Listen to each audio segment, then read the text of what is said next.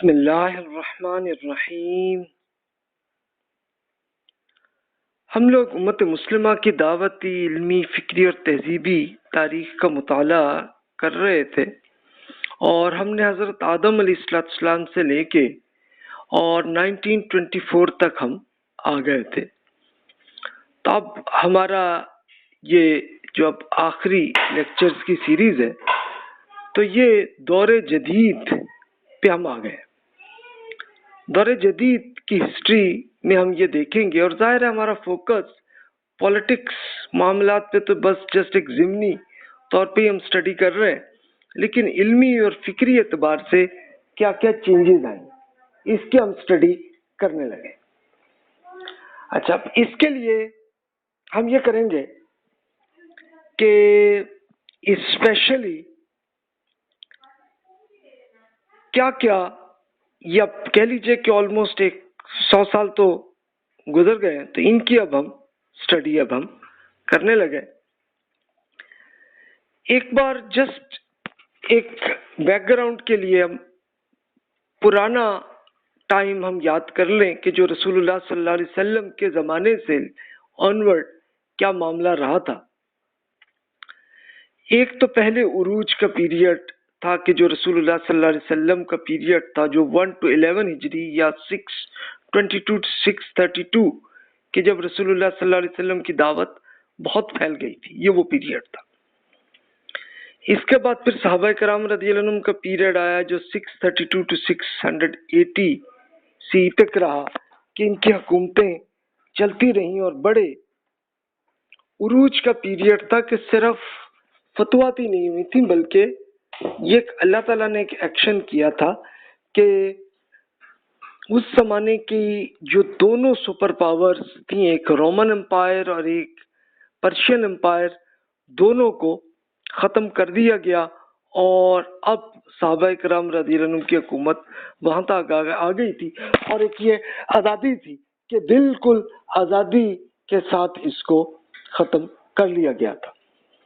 اچھا، اس کے بعد پھر اگلا سٹیپ جو ہے وہ ہم دیکھتے رہے کہ پھر لیکن ہوا یہ تھا کہ صحابہ کرام رضی اللہ عنہم کہ جب اللہ تعالیٰ کے حضور وہ چلے گئے، تو پھر جو اگلی نسل تھی تو ان میں دوبارہ حکومت آ گئی تھی، بنو امیہ کی حکومت اور بنو عباس کی۔ تو یہ 680 to 1258 کا پیریڈ تھا۔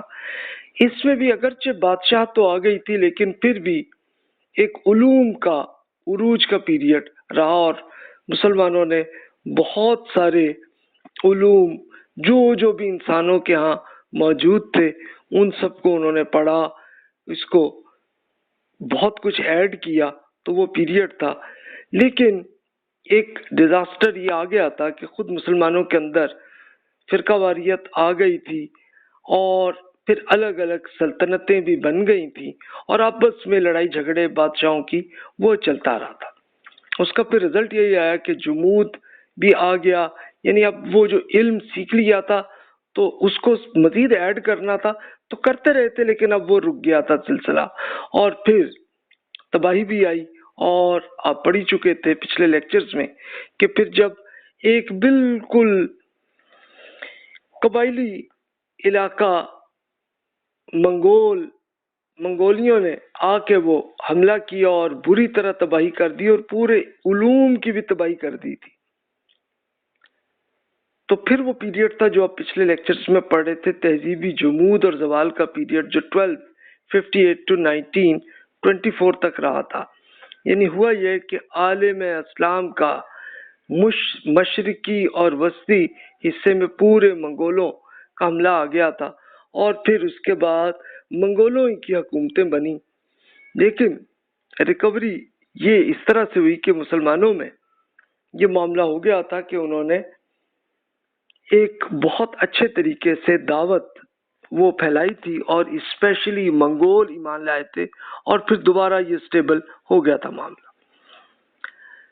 اب یہ انڈیا اور ترکی کا اسپیشلی جو یہ دونوں سپر پاور بن گئی تھی، ترک جو ہے یہ ایکچولی ताजिकिस्तान और उज़्बेकिस्तान के लोग थे जो तुर्की में आ गए थे, और उन्होंने हुकूमत बना के और वो ऐसी मजबूत बना ली थी कि वहां से तकरीबन आधा यूरोप वो फतह कर चुके, और मुसलमानों का ये इजिप्ट और शुमाली अफ्रीका को भी करके पूरा किया। लेकिन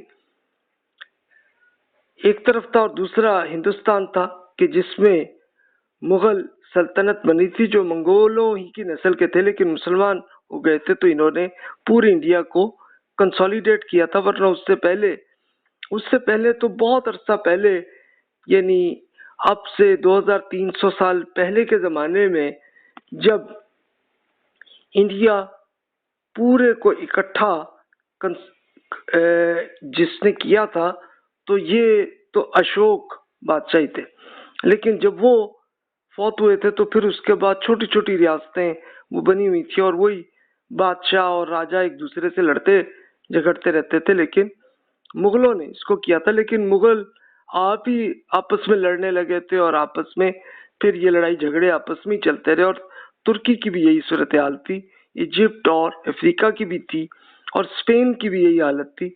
लेकिन स्पेन कि फिर इतनी छोटी छोटी रियासतें बनी कि खुद यूरोपियंस ने इनको तबाह बर्बाद कर दिया था, और फिर मुसलमानों के अक्सर ममालिक जो है उस पर फिर यूरोप की हुकूमत आ गई थी। इसकी रीजंस तो बहुत डिटेल से हम पहले ही पढ़ चुके हुए हैं। जस्ट एक ओवरव्यू के लिए मैं एक बार याद कराने के लिए अर्ज कर दूं कि एक इल्मी और फिक्री जुमूद हमारे यहाँ आ गया था।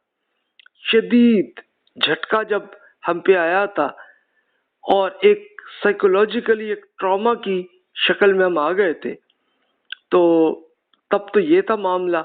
लेकिन फिर ये ख्याल आया कि जो अहले इल्म थे उनमें आया कि हम ये रिकवरी करें अपने आप को, और फिर पुराने इल्म को दोबारा याद करने का एक प्रोसेस हुआ था। और लेकिन हुआ ये कि उसका साइड इफेक्ट ये हुआ कि चंद ऐसी शख्सियात थी जिन्होंने एक बड़े इल्मी काम किया, वरना मेजॉरिटी ने बस वो पुराने अहले इल्म ने जो कुछ सीखा था बस उसी को एक रट्टा वो याद करते रहे और कुछ नहीं किया उन्होंने।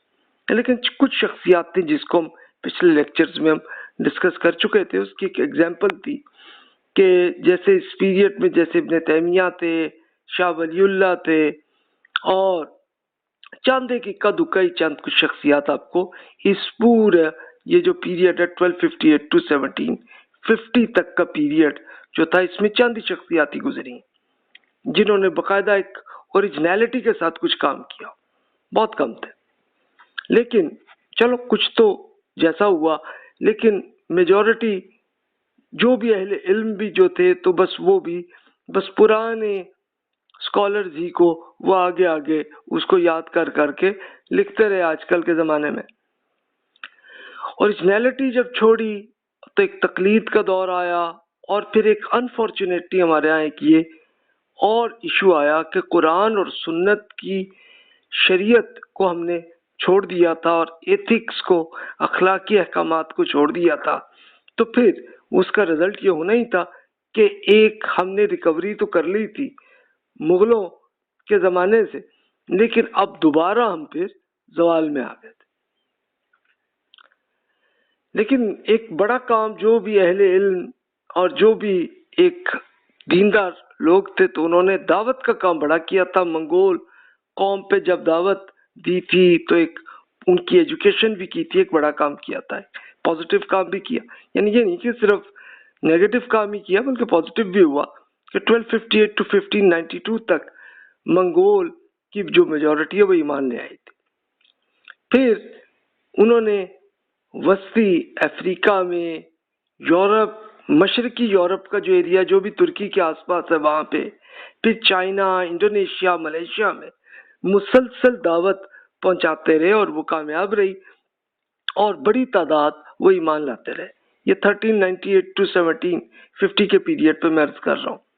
उसके बाद फिर 1750 से लेके आज तक यूरोप, अमेरिका, ऑस्ट्रेलिया में मुसलसल दावत का सिलसिला चल रहा है, दीन की दावत, और वो चल रहा है, और उसमें भी बहुत से लोग वो ईमान ला रहे हैं। तो एक ये सिलसिला जारी। पॉलिटिकल एतबार से हम देखें तो ये پیریڈز ہیں کہ جس کی بات تھی کہ اب یہ پیریڈ تو وہ تھا کہ جب مغلوں نے جب پورا ڈیزاسٹر کر لیا تھا تو بہت چھوٹی چھوٹی سلطنتیں پورے مسلم ایریاز میں وہ بن گئی تھیں، یہ 1258 to 1517 تک، اور وہی ہوتا تھا چھوٹے چھوٹے جو بھی بادشاہ چھوٹا سا ایک وہ بنا لیتے تھے تو اسی میں ان کی ہوتی تھی، اور اصل وہی وہ بادشاہ کہتا تھا کہ یہ میں مالک ہوں اس پورے ملک کا، اور باقی جتنی رعایا وہ سب ہمارے غلام. تو وہی ایک سلسلہ تھا، لیکن کچھ اچھے لوگ بھی بادشاہ ہوتے تھے تو کچھ امپرومنٹ کا سلسلہ تھا. اور پھر ایک گن پاؤڈرز امپائر جب بنی تھی، یہ 1517 to 1700 تک کا پیریڈ ہے کہ جس میں 3 گن پاؤڈرز بنی تھیں. ایک تو ترکی میں سلطنت عثمانیہ، دوسری ایران کی سلطنت جو ہے وہ بن گئی تھی اچھی مضبوط جو ہے صفوی سلطنت، اور پھر ایک مغل سلطنت انڈیا میں بن گئی تھی. تو یہ 3 ایک بڑی پاورز تھی، لیکن یہ بس 1700 تک آ کے وہ بھی زوال پہ آ گئے تھے. اور پھر یہ سیاسی زوال کا پیریڈ ہے جس کو پڑھ چکے 1700 to 1924 تک، کہ جس میں اسپیشلی یورپینز آئے، اور یورپینز نے آہستہ آہستہ کرتے کرتے انہوں نے آلموسٹ مسلم ممالک پہ اصل کنٹرول پھر یورپ کا ہو گیا تھا. تو یہاں تک کی اسٹڈی تو ہم کر چکے تھے، تو بس یہ کہ پوری جسٹ آپ کی میموری کے لیے یہ کیا تھا یاد. تو اس کے بعد کیا ہوا، اب یہ سوال ہے. اس کو میں کہتا ہوں ریکوری کا یہ دور ہے جو 1924 سے آج تک جاری.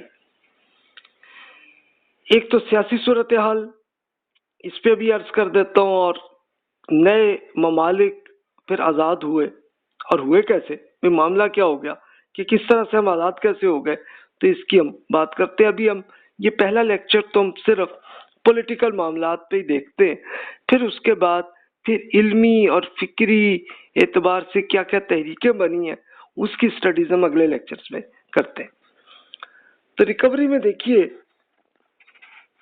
مختلف پہلوؤں سے ہم دیکھتے ہیں کہ کیا ہوا تھا کہ کسی حد تک سیاسی آزادی ہوئی ہمارے، یعنی یہ نہیں ہوا کہ ہم 100% آزاد ہو گئے، نہیں، ابھی تک یورپ ہی کی پاور، یورپ یا امریکہ کی پاور وہی رہی ابھی تک ہے.